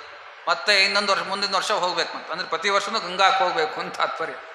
ಹಾಗಿದ್ರೆ 1 ವರ್ಷದ ತನಕ ನಮ್ಮ ಪಾಪಗಳನ್ನು ಕಳೀತಕ್ಕಂಥವಳು ಗಂಗಾ, 6 ತಿಂಗಳು ಇರೋ ಪಾಪಗಳನ್ನು ಕಳೀತಕ್ಕಂಥವಳು ಗೋದಾವರಿ. ಈ ಕ್ರಮದಲ್ಲಿ ಹೇಳ್ತಾ ಯಾವ ಯಾವ ತೀರ್ಥಗಳು ಎಷ್ಟೆಷ್ಟು ಪಾಪಗಳನ್ನು ಕಳೀತಾವೆ ಅಂತ ಹೇಳ್ತಾರೋ, ಆದರೆ ಪರಮಾತ್ಮನ ಪಾದೋದಕವನ್ನು ತಲೆ ಮೇಲೆ ಹಾಕೊಂಬಿಟ್ರೆ, ನಿರ್ಮಾಲ ತೀರ್ಥ 3 ಸರ್ತಿ ತಗೊಂಡು ತಲೆ ಮೇಲೆ ಹಾಕೊಂಬಿಟ್ರೆ ವಿಷ್ಣು ಪಾದೋದಕೇನೈವ ಕಲಾಂನಾರ್ಹಂತಿ ಷೋಟಶೀಂ. ಎಲ್ಲ ತೀರ್ಥಗಳಿಗಿಂತಲೂ ಕೂಡ ವಿಷ್ಣು ಪಾದೋದಕನ್ನು ಬಹಳ ಶ್ರೇಷ್ಠ. ಆ ವಿಷ್ಣು ಪಾದೋದಕ್ಕೆ ಯಾವ ತೀರ್ಥವೂ ಕೂಡ, ಗಂಗಾ ಸಕಲ ತೀರ್ಥಗಳು ಕೂಡ 16 ಕೂಡ ಸಮಾನವಾಗಿಲ್ಲ ಅಂತ. ಅಷ್ಟು ಶ್ರೇಷ್ಠವಾದದ್ದು ವಿಷ್ಣು ಪಾದೋದಕ. ಅದರಿಂದ ಎಲ್ಲಕ್ಕಿಂತಲೂ ಶ್ರೇಷ್ಠವಾದ ತೀರ್ಥ ಯಾವುದು? ಶಾಲಿಗ್ರಾಮದಿಂದ ತ್ಯಕ್ತವಾದ ತೀರ್ಥ.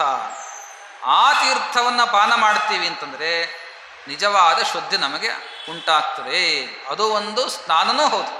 ಅದಕ್ಕೋಸ್ಕರ ನಿರ್ಮಾಲ ತೀರ್ಥ ಯಾಕೆ ತಗೋಬೇಕು ಅಂತಂದರೆ ಅದು ನಮಗೆ ಶುದ್ಧಿಕಾರಕವಾದದ್ದು, ಸಕಲ ಕರ್ಮಗಳಿಗೆ ಒಂದು ಎಲಿಜಿಬಿಲಿಟಿ, ಅರ್ಹತೆಯನ್ನು ಕೊಡ್ತದೆ.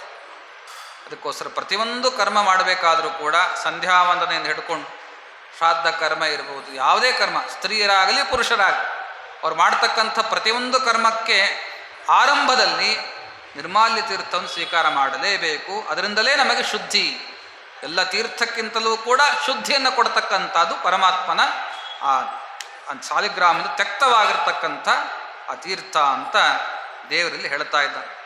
ಹಾಗಿದ್ರೆ ಇಂಥ ರೀತಿಯಾಗಿರ್ತಕ್ಕಂಥ ಬ್ರಹ್ಮಹತ್ಯಾದಿ ಪಾಪಾನಿ, ಯಾರು ಬ್ರಹ್ಮಹತ್ಯಾ ಮೊದಲಾಗಿರ್ತಕ್ಕಂಥ ಅನೇಕ ಮಹಾಪಾತಕಗಳನ್ನು ಮಾಡಿದ್ದಾರಲ್ಲ, ಮತ್ತೆ ಆ ತೀರ್ಥವನ್ನು ಸ್ವೀಕಾರ ಮಾಡೋದರಿಂದಲೇ ಕೂಡ ಅದೆಲ್ಲ ನಾಶ ಆಗ್ತದೆ.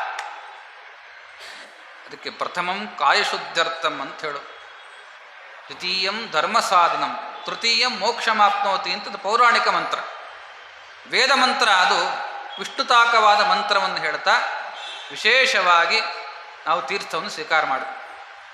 ತದ್ವಿಷ್ಣು ಪಾರಮೇ ಪದೇ ಮಧ್ವ ಉತ್ಸಾಹ ಅಂತ ಒಂದು ವೇದ ಮಂತ್ರ, ಅದನ್ನು ಹೇಳಿ ತೀರ್ಥವನ್ನು ಪ್ರಾಶನ ಮಾಡು. ಹೀಗೆ ಪ್ರಾಶನ ಮಾಡೋದ್ರಿಂದ ನಮಗೇನಾಗ್ತದೆ ಅಂತಂದರೆ ವಿಶೇಷವಾಗಿ ನಮ್ಮಲ್ಲಿ ಅನಂತಾನಂತ ಪಾಪಗಳಿದ್ದರೂ ಕೂಡ ತಕ್ಷಣ ಅದು ಭಸ್ಮ ಆಗ್ತದೆ. ಪರಮಾತ್ಮನ ಕುರಿತಾಗಿರ್ತಕ್ಕಂಥ ಜ್ಞಾನದ ಸಂಪರ್ಕ ನಮಗಾಗ್ತದೆ. ಅದರಿಂದ ಮೋಕ್ಷ ಮಾರ್ಗಕ್ಕೆ ಹೋಗುವಂತೆ ನಮಗೆ ಅನುಗ್ರಹವನ್ನು ಮಾಡತಕ್ಕಂಥದ್ದೇ ವಿಷ್ಣು ಪಾದೋದಕ ಅಂತ. ಈ ರೀತಿಯಾಗಿ ವಿಶೇಷವಾಗಿ ನಮಗೆ ಆ ಶಾಲಿಗ್ರಾಮದ ನಿರ್ಮಾಲ್ಯ ತೀರ್ಥ ಸ್ವೀಕಾರ ಮಾಡಿದ್ರೆ ಏನು ಪುಣ್ಯ. ಸುಮಧ್ವಿಜಯದಲ್ಲೂ ಕೂಡ ಉಲ್ಲೇಖ ಬರ್ತದೆ. ಶ್ರೀಮದ್ ಆಚಾರ್ಯರು ತಾವು ಕೂಡ ಅನಂತ ಸರೋವರ ಅಂತ ಅವಾಗ ಹೆಸರದಿಕ್ಕೆ, ಇವಾಗ ಮಧ್ವ ಸರೋವರ ಅಂತ, ಆಚಾರ ಕಾಲಕ್ಕೆ ಅನಂತ ಸರೋವರ ಅಂತ ಅದಕ್ಕೆ ಹೆಸರು. ಅಲ್ಲಿ ಸ್ನಾನ ಮಾಡಿ ತಾವು ಕೂಡ ಮೊದಲಿಗೆ ನಿರ್ಮಾಲ್ಯ ತೀರ್ಥವನ್ನು ಸ್ವೀಕಾರ ಮಾಡ್ತಾ ಇದ್ರು. ಆ ನಿರ್ಮಾಲ್ಯ ತೀರ್ಥ ಎಂಥ ಪುಣ್ಯ ಕೊಡ್ತದೆ ಅಂತಂದರೆ ಒಂದಲ್ಲ ಎರಡಲ್ಲ, ಅಶ್ವಮೇಧಾದಿ ನೂರಾರು ಯಜ್ಞ ಮಾಡಿದ್ರೆ ಏನು ಪುಣ್ಯ ಬರಬೇಕು? ನಿರ್ಮಾಲ್ಯ ತೀರ್ಥ ಬೆಳಗಾಗೆದ್ದು ಸ್ನಾನ ಆದ ಕೂಡಲೇ ತೊಗೊಂಡ್ರೆ ಅಂಥ ಪುಣ್ಯ ಬಂದೇ ಬಿಡ್ತದೆ, ಆಟೋಮೆಟಿಕ್ಕಾಗಿ ಟ್ರಾನ್ಸ್ಫರ್ ಆಗಿಬಿಡ್ತದೆ. ಅಷ್ಟು ಪುಣ್ಯವನ್ನು ಕೊಡ್ತಕ್ಕಂಥದ್ದು ಕೇವಲ ನಿರ್ಮಾಲ್ಯ ತೀರ್ಥ. ಇನ್ನು ದೇವ್ರ ಪೂಜೆ ಆದಮೇಲೆ ಮಹಾತೀರ್ಥವನ್ನು ಸ್ವೀಕಾರ ಮಾಡಿದ್ರೆ ಇನ್ನೇನು ಪುಣ್ಯ ಅಂತ ಹೇಳಲಿಕ್ಕೆ ಸಾಧ್ಯ. ನಿರ್ಮಾಲ್ಯ ತೀರ್ಥಕ್ಕೆ ಇಂಥ ಫಲ ಇದೆ. ಅಂಥ ರೀತಿಯಾಗಿರ್ತಕ್ಕಂಥ ತೀರ್ಥವನ್ನು, ನಿರ್ಮಾಲ್ಯ ತೀರ್ಥವನ್ನು ಮೊದಲಿಗೆ ಆಚಾರ್ಯರು ಸ್ವೀಕಾರ ಮಾಡ್ತಾ ಇದ್ರು ಅಂತ ಸುಮಧ್ವಜದಲ್ಲಿ ಉಲ್ಲೇಖ ಮಾಡ್ತಾರೆ. ಹಾಗಿದ್ರೆ ಇನ್ನು ಶ್ರೀಮದಾಚಾರ್ಯರು ತಾವು ಅಭಿಷೇಕ ಮಾಡಿರ್ತಕ್ಕಂಥ ನಿರ್ಮಾಲ್ಯ ತೀರ್ಥ ಅಂದರೆ ಹೇಳಲಿಕ್ಕೆ ಸಾಧ್ಯ ಇಲ್ಲ. ಅಲ್ಲಿ ಎಂಥ ರೀತಿಯಾಗಿರ್ತಕ್ಕಂಥ ಸನ್ನಿಧಾನ ಪರಮಾತ್ಮನದ್ದು, ಎಂಥ ರೀತಿಯಾಗಿರ್ತಕ್ಕಂಥ ಪಾಪಗಳನ್ನು ಕಳೀತಾವೆ ಅಂತ ಹೇಳಲಿಕ್ಕೆ ಸಾಧ್ಯ. ನಾವು ಸುಮ್ಮನೆ ಏನೋ ಒಂದು ಮಂತ್ರ ಗೊತ್ತಿಲ್ಲದೆ ಇದ್ರೂ ಕೂಡ ಕಡೆ ಪಕ್ಷ ನಾರಾಯಣ ಅಷ್ಟಾಕ್ಷರವನ್ನಾದರೂ ಹೇಳ್ಕೊಂಡು ಅಭಿಷೇಕ ಮಾಡಿ ತಗೊಂಡ್ರೇ ಇಷ್ಟು ಪುಣ್ಯ ಇದೆ. ಅನುಸಂಧಾನಪೂರ್ವಕವಾಗಿ ಆ ವೇದಗಳ ಮಂತ್ರದ ಅನುಸಂಧಾನಪೂರ್ವಕವಾಗಿ ಅಭಿಷೇಕ ಮಾಡ್ಕೊಂಡು ತೊಗೊಂಡ್ರಂತೂ ಕೇಳಲೇಬೇಡ, ನಮ್ಮೆಲ್ಲ ಪಾಪಗಳು ಕೂಡ ನಿವೃತ್ತಿ ಆಗ್ತಾ ಇದೆ ಅಂತಲ್ಲಿ ವಿಶೇಷವಾಗಿ ನಮಗೆ ಇದು ಯಾವುದೂ ಕೂಡ ಅನುಮಾನ ಬೇಡ ಅಂತ ತಿಳಿಸಿದ್ದಾರೆ. ಆದ್ದರಿಂದ ಪ್ರತಿಯೊಂದು ಕೂಡ ಆ ಭಾನು ಭೌಮ ವಾರೇಚ ನಂದ ಭೃಗುಮವಾಸು ಚ ತ್ರಯೋದಶ್ಯಾತು ಸಪ್ತಮ್ಯಾಂ ಭರಣ್ಯಾಂ ಕೃತ್ತಿಕಾಸು ಚ ಐನದ್ವಿತೀಯಕೆ ಚೈವ ತೇಷ್ವಪಿ ಯುಗಾದಿಷು ಗೃಹಮೃತ ಜನೇರ್ಮಕ್ಷ ಸಂಧ್ಯಾಯೋಶ್ಚ ತಥಾನಿಶಿ. ವಿಶೇಷವಾಗಿ ಇನ್ನು ಪುಣ್ಯಕಾಲಗಳು ಅಂತ ಹೇಳ್ತಾರೆ. ಪುಣ್ಯಕಾಲಗಳು ಅಂತಂದರೆ ಪರ್ವಕಾಲದಲ್ಲಿ ಈ ತೀರ್ಥಗಳ ಸ್ನಾನ ಮಾಡೋದಂತೂ ಇನ್ನೂ ಹೆಚ್ಚು ಪುಣ್ಯ ಅಂತ ಪರಮಾತ್ಮ ಅಂತ. ಪರ್ವಕಾಲ, ಸಾಮಾನ್ಯ ಪರ್ವಕಾಲ ಅಂದರೆ ಭಾನುವಾರ ಒಂದು ಪರ್ವಕಾಲ ಅಂತ. ಎಲ್ಲಾಂದರೆ ಎಲ್ಲ ವಾಸರಕ್ಕಿಂತಲೂ ಕೂಡ ಭಾನುವಾಸರ ಅದು ಪರ್ವಕಾಲ ಅಂತ ದೇವರು ಹೇಳಿದ್ರು. ಆ ಭಾನುವಾಸರಲ್ಲಿ ನಾವು ಸ್ನಾನ ಮಾಡಬಹುದು ತೀರ್ಥಗಳು, ಯಾಕೆಂದರೆ ಹೆಚ್ಚು ಪುಣ್ಯ ಕೊಡ್ತದೆ. ಬೇರೆ ದಿವಸದಲ್ಲಿ ಮಾಡೋದಕ್ಕಿಂತ ಭಾನುವಾಸರಲ್ಲಿ ಹೆಚ್ಚು. ಇನ್ನು ಅದಲ್ಲದೇನೆ ಮತ್ತೆ ಇನ್ನು ಸಂಕ್ರಾಂತಿ ಅಂದರೆ ಸೂರ್ಯ ಒಂದು ರಾಶಿಯಿಂದ ಮತ್ತೊಂದು ರಾಶಿಯನ್ನು ಪ್ರವೇಶ ಮಾಡತಕ್ಕಂಥ ಕಾಲ. ಮೊನ್ನೆ ಮಿಥುನ ಸಂಕ್ರಾಂತಿ ಅಂತ ಬಂತು, ಕರ್ಕ ಸಂಕ್ರಮಣ ಅಂತ ಮೊನ್ನೆ ಬಂತು, ಅಂದರೆ ದಕ್ಷಿಣಾಯ ಪರ್ವಕಾಲ. ಕರ್ಕರಾಶಿಯನ್ನು ಸೂರ್ಯ ಪ್ರವೇಶ ಮಾಡಿದಾಗ ಪರ್ವಕಾಲ ಯಾವುದು? ದಕ್ಷಿಣಾಯನ ಪರ್ವಕಾಲ. ಆ ಒಂದು ಪರ್ವಕಾಲಗಳಲ್ಲಿ ನಾವು ಸ್ನಾನ ಮಾಡೋದ್ರಿಂದ ಹೆಚ್ಚೆಚ್ಚು ಇನ್ನೂ ಪುಣ್ಯವನ್ನು ನಾವು ಗಳಿಸ್ಬೋದು. ಹಾಗೆ ಪರಮಾತ್ಮ ಅದೆಲ್ಲ ಉಲ್ಲೇಖವನ್ನು ಮಾಡಿದ್ದಾನೆ. ಇನ್ನು ಗ್ರಹಣ ಕಾಲದಲ್ಲಂತೂ ಅನಂತ ಪುಣ್ಯ. ಗ್ರಹಣ ಕಾಲದಲ್ಲಿ ತೀರ್ಥಗಳ ಸ್ನಾನ ಮಾಡ್ತೀವಿ ಅಂದರೆ ಅನಂತ ಪುಣ್ಯ ಇದೆ ಅಂತ ಪರಮಾತ್ಮ ಕೂಡ ಹೇಳ್ತಾ ಇದ್ದಾನೆ. ಈ ಕ್ರಮದಲ್ಲಿ ಆ ಸ್ನಾನದ ಬಗ್ಗೆ ಫಲವನ್ನು ಪರಮಾತ್ಮ ಹೇಳ್ತಾ, ಅದು ಕೇವಲ ಅದು ಅಮೃತವಾಗಿರ್ತಕ್ಕಂಥ ಸ್ನಾನ, ಅಮೃತ ಸ್ನಾನ. ಈ ಎಲ್ಲ ಕ್ರಮದಲ್ಲಿ ಕೂಡ ನಾವು ಹೋಗಿ ಸ್ನಾನ ಮಾಡ್ತೀವಿ ಅಂದರೆ ನಮ್ಮೆಲ್ಲ ರೀತಿಯಾಗಿರ್ತಕ್ಕಂಥ ಪಾಪಗಳು ಕೂಡ ಕಳೆಯೋದ್ರಲ್ಲಿ ಸಂಶಯ ಬೇಕಾಗಿಲ್ಲ ಅಂತ ದೇವರು ಅಂತ ಇದ್ದಾನೆ. ಅದರಿಂದ ಇಷ್ಟೆಲ್ಲ ತಾನು ಕೂಡ ತಿಳಿಸಿಕೊಟ್ಟು ಇನ್ನು ಮುಂದೆ ಮತ್ತೆ ಊರ್ಧ್ವ ಪುಂಡ್ರಾದಿಗಳನ್ನು ಹಚ್ಚಿಕೊಂಡು ತಾನು ಕೂಡ ಸಂಧ್ಯಾವಂದನೆಯನ್ನು ಆರಂಭಿಸಬೇಕು. ಆ ಸಂಧ್ಯಾವಂದನೆಯನ್ನು ಮಾಡಬೇಕು. ಪ್ರಾತಃ ಸಂಧ್ಯಾ ಉಪಾಸೀತ ಯಾವತ್ ಪ್ರಾತರನ್ನ ಲಂಘ್ಯತೆ ಅಂತ. ಪ್ರಾತಃ ಕಾಲದಲ್ಲಿ ಪ್ರಾತಃ ಸಂಧ್ಯಾವನೆ ಮಾಡಬೇಕು. ಮಧ್ಯಾಹ್ನದಲ್ಲಿ ಮಧ್ಯಾಹ್ನ ಕಾಲಕ್ಕೆ ಮಾಧ್ಯಾಹ್ನಿಕ, ಸಾಯಂಕಾಲಕ್ಕೆ ಸಾಯಂ ಸಂಧ್ಯಾ. ನಾವು ಸುಮ್ಮನೆ ಸಂಧ್ಯಾವನೆ ಮಾಡ್ತೀವಿ. ಪ್ರಾತಃ ಸಂಧ್ಯಾವನೆ ಅಂತ ಕರೆಸ್ಕೊಳ್ಳಿಕ್ಕೆ ಸಾಧ್ಯ ಇಲ್ಲ, ಯಾಕೆಂದರೆ ನಾವು ಹೇಳೋದೇ 7 ಮೇಲೆ. ಅದರಿಂದ ಪ್ರಾತಃ ಸ್ನಾನ ಅಂತ ಮಾತ್ರ ಬಾಯಿಗೆ ಹೇಳೋದಷ್ಟೆ. ಪ್ರಾತಃ ಸಂಧ್ಯಾವಂದನೆ ಅಂತ ಸಂಕಲ್ಪ ಮಾಡಿ ಪ್ರಾತಃ ಸಂಧ್ಯಾವನಾಕ್ಯ ಕರ್ಮ ಕರಿಷ್ಯೇ ಅಂತ, ಪ್ರಾತಃ ಸಂಧ್ಯಾ ಉಪಾಸಿಷ್ಯೇ ಅಂತ. ಆದರೆ ಆ ಕಾಲ ಮೀರಿ ಹೋಗಿರ್ತದೆ. ಪರಮಾತ್ಮ ಹೇಳ್ತಾನೆ ಕಾಲವನ್ನು ಮೀರಬಾರದು, ಸಂಧ್ಯಾವಂದನೆಯನ್ನು ಸಂಧಿ ಕಾಲದಲ್ಲೇ ಮಾಡಬೇಕು ಅಂತ. ಆ ಸಂಧ್ಯಾವಂದನೆ ಯಾವ ಕಾಲದಲ್ಲಿ ಮಾಡಿದ್ರೆ ಏನು ಪುಣ್ಯ, ಯಾವಾಗ ಸಂಧ್ಯಾವಂದನೆ ಮಾಡಬೇಕು ಅಷ್ಟೇ ಅಲ್ಲ, ಯಾವಾಗ ನಾವು ಮಾಡಲಿಕ್ಕಾಗಿಲ್ಲ ಅಂತಂದರೆ ಏನು ಪಾಪ, ಅಥವಾ ತೀರ ನಮಗೇನಾದರೂ ಕೂಡ ಅನಾನುಕೂಲ ಇದ್ದಾಗ, ಯಾವ ಅನಾನುಕೂಲ ಇದ್ದಾಗ ನಮಗೆ ಪಾಪ ಬರಲಿಕ್ಕೆ ಸಾಧ್ಯ ಇಲ್ಲ ಸಂಧ್ಯಾವಂದನೆ ಬಿಟ್ಟಾಗ. ಇದೆಲ್ಲ ಪರಮಾತ್ಮ ಹೇಳ್ತಾನೆ. ಮತ್ತೆ ಅದು ನಾಳೆ ದಿವಸ ಇರೋಣ ಅಂತ. ಶ್ರೀಕೃಷ್ಣಾರ್ಪಣಮಸ್ತು. ಹರಯೇ ನಮಃ.